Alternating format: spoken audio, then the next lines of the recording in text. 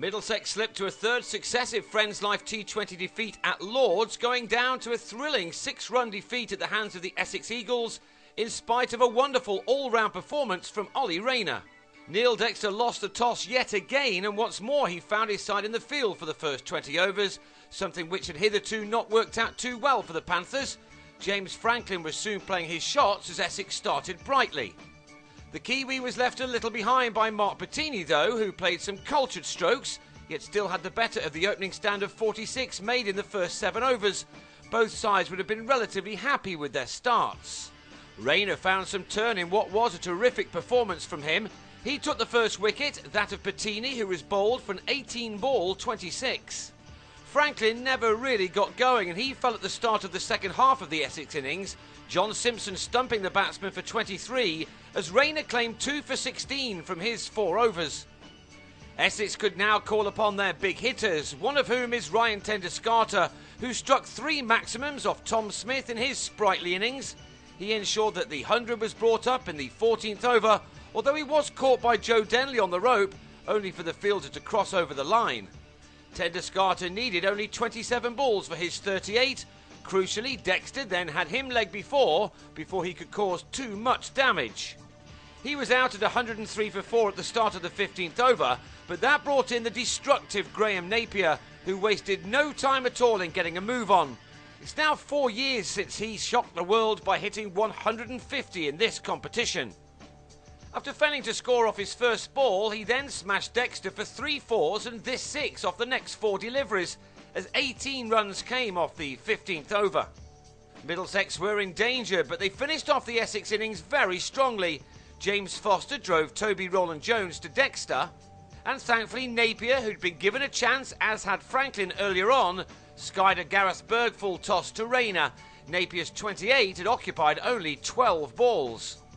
To emphasise just how well the Panthers did at the end, Essex were able to score only this solitary boundary in the final 4 overs.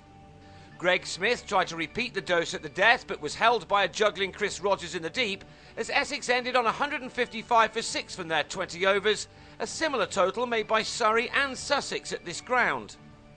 Those two sides had defeated Middlesex at Lord's, and the Panthers didn't make a very good start to their chase this time either. Denley was held at mid-on by Franklin off Tim Phillips in the first over, and after Adam Rossington, in for Paul Sterling who was back in Ireland, clipped Phillips for a very nice 6, Rogers struck this shot straight to Smith to leave Middlesex on 20 for 2. That became 26 for 3 at the start of the 5th over, when David Milan drove Napier's first ball to Doeschate to go for a single. Rossington had hit the majority of the runs at this stage, but his night was brought to an end by the umpire, who failed to spot the inside edge and gave Rossington out, unluckily, leg before for a well-made 22. By the end of the 6 overs of power play, the Panthers had limped along to 29 for 4, and an outstanding bit of wicket-keeping by Foster then did for Dexter, who went to the 9th over with a total on 36 for 5. At the halfway stage of their innings, the Panthers had made only 46 for 5, and they now required a further 110 runs from the last 60 balls. 12 came off the first 6 of those, as Berg had no other option but to throw the bat. He hadn't given up hope of turning this match on its head, as Essex had to race through their overs to avoid a run penalty. Indeed, 43 runs were put on the board in 5 overs by Berg and Simpson, but the latter then spooned a catch off Smith to Tom Wesley to depart for 12 at 79 for 5. So 76 were needed off the last 6 overs, and Berg was still fighting, hitting Phillips for a 6. But next ball, having made 39 off 36, he fell to another Foster catch, and with that the game seemed to be over, with the Panthers on 88 for 7. With some drizzle falling, Stephen Crook then thumped Smith over mid-wicket for a 6. And he repeated the dose in the next over with one of the best shots of the night. Having said that, his next stroke in the same over was an exquisite drive through the covers off Napier, which took the target down to 44 to win off the last 3 overs. The atmosphere was suddenly lifted as Rayner now struck the first 2 deliveries of the 18th over to the boundary as well, and 13 runs came off that particular over. Rayner then struck the biggest shot of the night, a huge hit into the hospitality boxes in the grandstand. It was game on again as the Panthers were left to get 19 off the final 6 balls. Crook had to start the last over with a big hit, but he just couldn't get enough on this shot, and he was caught on the rope for 22, made from only 10 balls.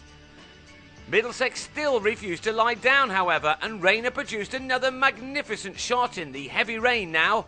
Another 6 meant that 11 were now wanted off the last 3. Rayner was simply brilliant, but he just couldn't do the job. He ended on 39 for 21 balls as Roland Jones sacrificed his wicket off the final delivery of the match as he was run out by a distance. It was a fine effort from the lower order, who took their side to within 7 runs of their target, but with them finishing on 149 for 9, the margin of defeat was 6 runs. Middlesex showed plenty of fight and will now want to carry that to their next game, which is in Hove on Friday.